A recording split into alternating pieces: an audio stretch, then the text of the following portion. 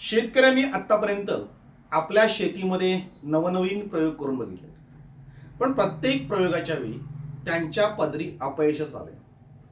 कुठलंही पीक घ्या, आपला लॉसच होतोय, आपली शेती तोट्यातच जाते.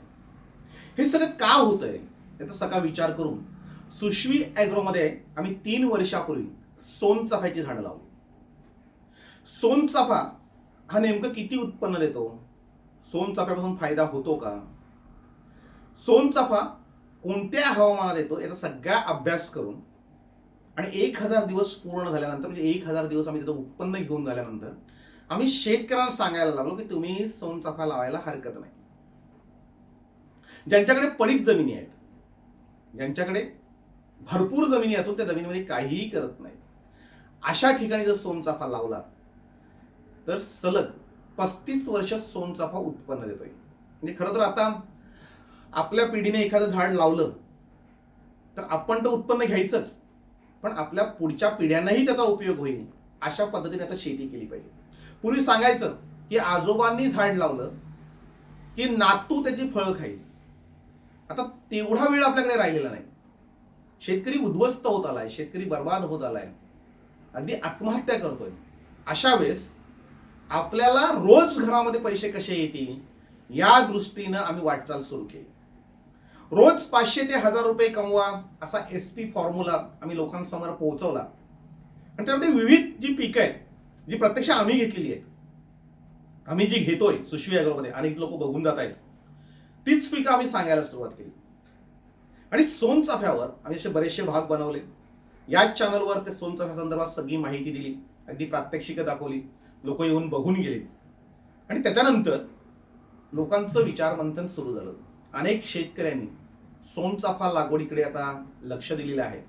आता त्यांचे अनेक प्रश्न असतात काही शेतकऱ्यांचे, त्या प्रश्नांवर आज आपण विचार करणार आहोत. म्हणजे नेमके सोनचाफा हे जे पीक आहे हे कसं घेतलं जातं. खरं तर हे जंगली झाड आहे. या संदर्भामधली बहुतांशी माहिती आपण याच चॅनलवर दिली, पण तेच रिपीट होईल म्हणून सांगणार नाही. मात्र सोनचाफ्याची जी पानं असतात ती अगदी वर्षभर हिरवीगार असतात, आकाराने ती मोठी असतात आणि फुलांचा जसा उपयोग आहे तसाच पानांचाही उपयोग आहे. या पानांपासूनही तेल काढलं जातं. म्हणजे फक्त फुलांचाच उपयोग आहे अशातला भाग नाही, तर याची पानंही उपयोगी आहे, याची सालही उपयोगी आहे. म्हणजे झाडाचं जे खोडावरची साल आहे तीही खूप उपयोगी आहे. या फुलांना खूप चांगला सुगंध येतो. म्हणजे आपल्याकडे समोर जी काही फुलं आहेत, म्हणजे ही कळी आहे, कळी ही सकाळीच विकली जाते. याचे फुल उमळलं की त्याच्या पाकळ्या गळायला लागतात, म्हणून कळी आम्ही विकतो. सकाळीच सूर्योदयापूर्वी या कळ्या सगळ्या खोडून त्या आपण बाजारामध्ये पाठवण्याचा प्रयत्न असतो आणि तो रोज गेली 3 वर्ष आम्ही ते करतोय. या स्वरूपाची जी कळी असते ही कळी बाजारामध्ये साधारणतः सीझन असेल त्यावेळेस ती 5 ते 6 रुपये देऊन जाते, आणि सीझन नसेल तेव्हा साधारणतः 30 पैसे ते 1 रुपया 1.5 रुपयापर्यंत ती देऊन जाते. म्हणजे चांगल्या प्रकारे ते उत्पन्न देऊन जाते. आपण सेंद्रिय पद्धतीने जर शेती केली, म्हणजे कुठलंही रासायनिक खत, रासायनिक औषध न फवारता जर बऱ्यापैकी सोनचाफ्याची लागवड जर केली तर आपल्याला त्याचा सुगंध जो आहे तो आपल्याला कायम ठेवता येतो. ही फुलं जरी सुकली तरी बरेच दिवस त्यांचा सुगंध राहतो. त्यांचा रूप, रंग, गंध या सगळ्याच बाबतीमध्ये ही जी फुलं आहेत, ही फुलं, या फुलांची जी तुलना आहे ही इतर कुठल्याही फुलांबरोबर होऊ शकत नाही. एवढं हे सुगंधी, मोहक, आकर्षक आणि चांगलं फुल आहे आणि आरोग्यदायी आहे. म्हणजे आरोग्यालाही याचं खूप चांगला फायदा आहे. याचं जे शास्त्रीय नाव आहे ते मायकेलिया चंपका, म्हणजे खरं तर त्याला चंपका असंही म्हणतात हिंदीमध्ये. भारतीय वंशातला हा एक सदाबहार वृक्ष आहे आणि अनादी काळापासून याचे जे संदर्भ आहेत सोनचाफ्याचे ते आपल्याला आयुर्वेदामध्येही सापडतात. छत्रपती शिवाजी महाराजांच्या काळापासून आपण जर विचार केला तर सोमेश्वराला पन्हाळगडावर छत्रपती शिवाजी महाराज 1,00,000 फुलांचा अभिषेक करायचे. आजही पन्हाळगडावर मोठी मोठी अगदी डेरेदार सोनचाफ्याची झाडं आपल्याला पाहायला मिळतात. शिवाजी महाराजांनी 1000 झाडं त्यावेळेस पन्हाळगडावर लावली होती आणि त्याचा सुगंध आजही पन्हाळगडावर आपल्याला पाहायला मिळतोय. तर फुलांचा जो आकार आहे तो या पद्धतीने असतो. फुलं झुपक्याने येत नाही, फुलं एक एकच फुल येत आहे. फुलांचा कलर कोणता असतो तर फुलांचा कलर हा असा सारखा पिवळसर असतो. आपला जो हापूस आंब्याचा जो कलर असतो त्या रंगाची साधारणतः किंवा फिकट पिवळी अशी फुलं येतात. याच्या ज्या कळ्या असतात, ह्याच कळ्या आपल्याला विक्रीसाठी, म्हणजे ही जी माझ्या हातामध्ये कळी आहे ती विक्रीसाठी आपण नेतोय. आणि जर फुलं जर केली तर काही याच्यानंतर ती फुलं गळायला लागतात, पाकळ्या गळायला लागतात, म्हणून फुल जे आहे ते आपण विक्रीसाठी पाठवत नाही. आणि एकदा का सूर्योदय झाला, ऊन पडायला लागलं की त्या फुलाच्या पाकळ्या ज्या आहेत त्या गळायला लागतात आणि त्याच्यामुळे त्याची चोरीही होत नाही. अगदी कळ्यांचीच विक्री करते. उत्तरेला हिमालयात सोनचाफ्याचे वृक्ष आढळतात आणि भारतामध्ये सगळीकडे त्याची लागवड होते. म्हणजे याचं किती तापमान लागतं म्हणून विचारलंय. तापमान जे आहे ते 10°C तापमानापासून ते 35 ते 40°C तापमानापर्यंत सोनचाफ्याचे झाड अत्यंत उत्तम प्रकारे वाढते. म्हणजे 10°C जर तापमान असेल तरीही वाढतं आणि 35 ते 40°C तापमान असलं तरीही ते वाढतं. म्हणजे चांगल्या प्रकारे आपल्या देशामध्ये ही सोनचाफ्याची बागायत होऊ शकते. अगदी हे सगळं बघितलं गेलं तर जंगली झाड आहे, ते कुठेही जगतं, रोगाला काही बळी पडत नाही, कुठलेही त्याच्यावर रोग येत नाही. 3 वर्षात तर मला अनुभव नाही की रोग आलाय असं. आणि खर्चही त्याला खूप कमी असतो. ह्या झाडाची उंची साधारणतः 50 मीटरपर्यंत वाढते. म्हणजे खूप मोठं झाड हे होतं. पण आपल्याला जर उत्पन्न घ्यायचं असेल तर साधारणतः हात पुरेल एवढ्याच उंचीवर ते झाड ठेवायचं असतं. त्याची छाटणी करून आपल्याला जेवढं छाटाल तेवढे त्याला फांद्या येतात आणि जेवढ्या फांद्या आल्या तेवढी त्याला फुलं जास्त येतात. अगदी ही झाडं जी आहेत ही आपल्याला कुठेही लावता येतात. शेताच्या बांधावर लावता येतील, शाळेच्या आवारामध्ये लावता येईल, सोसायटीच्या परिसरामध्ये लावता येईल. जिथे जिथे जागा मिळेल तिथे तिथे तुम्ही ही झाडं लावू शकता आणि त्याचं बऱ्यापैकी आपण उत्पन्न घेऊ शकता. आता ही जी फुलं आहेत ही हारासाठी आपल्याला वापरली जातात, वेणीसाठी वापरली जातात. कार्यालयांमध्ये जर आपण असं एखादं भांडं ठेवून त्याच्यामध्ये फुलं ठेवली तर दिवसभर आपलं वातावरण प्रसन्न राहतं. म्हणजे खूप चांगल्या गोष्टी या फुलापासून घडतात. म्हणजे नकारात्मक ज्या गोष्टी असतात त्या बाहेर निघून जातात.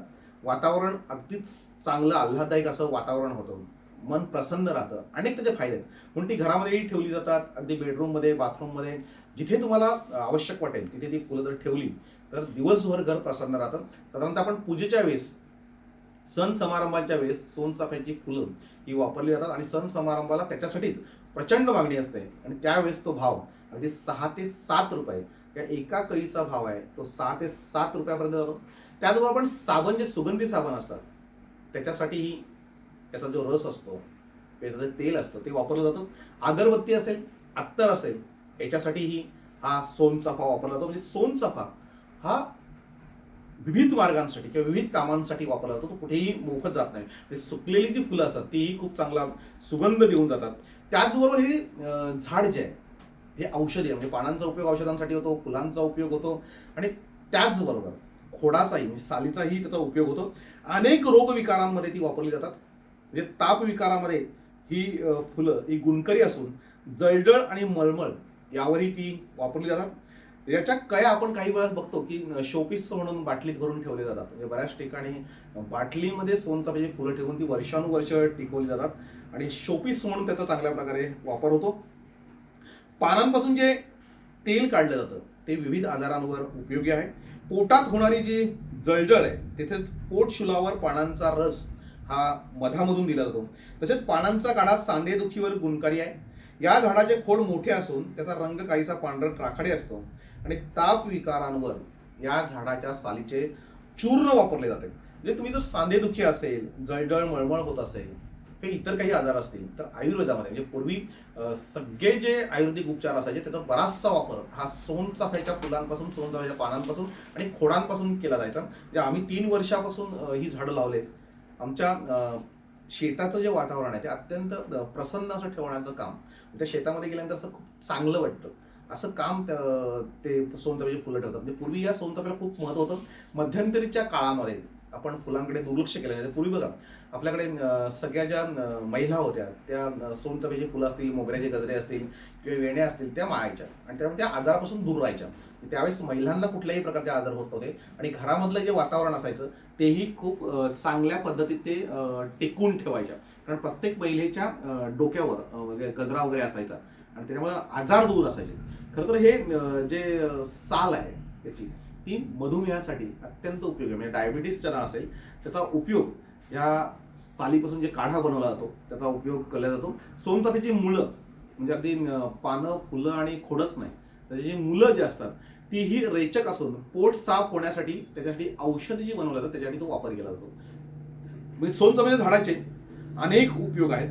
याचं जे झाड आहे म्हणजे ते मोठी जी झाडं आहेत त्याचं खोड जे म्हणतात त्याच्यापासून खेळणी बनवली जातात. म्हणजे ते झाड जे आहे ते अत्यंत चांगल्या प्रकारे उपयुक्त असतं. फूल गळून पडलं की त्याच्यानंतर छोट्या छोट्या फुलांचे जे फुलांच्या जागी फळांचे घोस येतात. ही जी फळं येतात ती खरं तर आम्ही खुडून टाकतो, कारण त्या फळांचा वापर सहसा आपल्याला काही होत नाही. मात्र बियांपासून त्याच्या ज्या बिया असतात त्या फळांमधून बिया निघतात, त्याच्यापासून रोप तयार होतात. मात्र त्या रोपापासून झाड तयार व्हायला खूप वर्ष लागतात आणि फुलं यायलाही वेळ लागतो. म्हणून आपण तो प्रयोग करत नाही, आपण कलम करतो. याचं जे कलम असतं ते कलम 6 महिन्यांपासून उत्पन्न द्यायला सुरुवात करतं. बियांपासून मात्र 10-12 वर्षाचा कालावधी लागतो. आणि म्हणून आपण नेहमी कलम जे आहेत, भेट कलम वगैरे आपण करतो, ते भेट कलम आपण 1-2 वर्षाचे झाले की ते आपण विक्रीस काढतो. आता सुशवी ॲग्रोमध्ये आज जे विक्रीला कलम आहे त्याची किंमत आहे 200 रुपये. 200 रुपयाला आपण ते विकतो आणि 6 महिन्यापासून त्याला उत्पन्न यायला सुरुवात होते. पावसाळ्यामध्ये याचा जो बहर असतो तो विशेष असतो आणि उन्हाळ्यामध्ये ह्या 2 वेळेस, आता पावसाळा खूप सुरू आहे आणि खूप चांगल्या प्रकारे आमची बाग जी आहे बहरलेली आहे. आम्ही अनेक वेळा या चॅनलवरती दाखवलेली आहे. आपल्या पायांच्या टाचाना ज्या भेगा पडतात त्या भेगांसाठी जे औषध बनवलं जातं ते सोनचाफ्यांच्या बियांपासून तयार केलेलं असतं. आणि ही जी फुलं आहेत ही अगदी देवासाठी अगदी महत्त्वाची मानली जातात. म्हणजे छत्रपती शिवाजी महाराज ही देवाचा अभिषेक हे सोनचाफ्यांच्या फुलांनी करायचं. यावरून त्याचं महत्त्व ओळखून घ्या. याला वर्षभर फुलं येतात. म्हणजे आता आमच्या बागेमध्ये वर्षभर फुलं येतात. मात्र आम्ही तरीही सांगतोय की 200 दिवस, किमान 365 पैकी 200 दिवस या झाडाला फुलं येतात आणि नियमित फुलं येतात. आणि विशेष म्हणजे वर्षभर या फुलांना मागणी असते. सोनचाफ्याच्या फुलांची मागणी ही कधीही कमी होत नाही. आणि ते रोज हे फुल म्हणजे एकदा घेतलं ते कोमेजून जातं, त्यामुळे त्याला रोज विकत घ्यावं लागतं. त्यामुळे ते रोज त्या फुलांची मागणी होते. शेतकऱ्यांनी जर सोनचाफ्याचा विचार केला, सोनचाफा लावण्याचा, आणि त्याचे वापर चांगल्या प्रकारे केले, म्हणजे आम्ही काय केलं, फक्त ज्यांनी सोनचाफ्याच्या आधी बागा लावल्या त्यांनी फुल शेती केली होती ती दादरच्या मार्केटवर अवलंबून असायचे. म्हणजे दादरला जो भाव असेल, म्हणजे इथून दादरला आपण पाठवून पोच द्यायचं, त्याच्यानंतर मग ते पट्टी कापणार, मजुरी कापणार, हे कापणार, ते कापणार, हे त्यामुळे शेतकऱ्याच्या हातामध्ये कमी पैसा मिळायचा. शेतकऱ्यांनी विविध सोर्स शोधले पाहिजेत. आपल्या प्रोडक्टचा नेमका फायदा काय होतो ते आपण बघितलं पाहिजे. म्हणजे याचा पानांचा फायदा होतोय, खोडाचा फायदा होतोय, फुलांचा फायदा होतोय, याच्या मुलांचा फायदा होतोय, अगदी ही कलमं आपण विकू शकतो. म्हणजे विविध प्रकारचा फायदा या सोनचाफ्यापासून होतो. आणि त्याचे सोर्स जे आहेत ते उत्पन्नाचे आपण शोधले तर सोनचाफा हा शेतकऱ्यांना खूप चांगला पडेल. भरपूर सूर्यप्रकाश जर असेल, म्हणजे जिथे मोकळी हवा आहे, सूर्यप्रकाश आहे आणि पाण्याची निचरा होणारी जमीन आहे, अशा ठिकाणी चांगल्या प्रकारे ही झाडं होतात. आपल्याला पावसाळ्यामध्ये समजा पाणी जर त्या झाडांच्या बुंद्यापासून साचलं तर झाडं ती मात्र मरतात.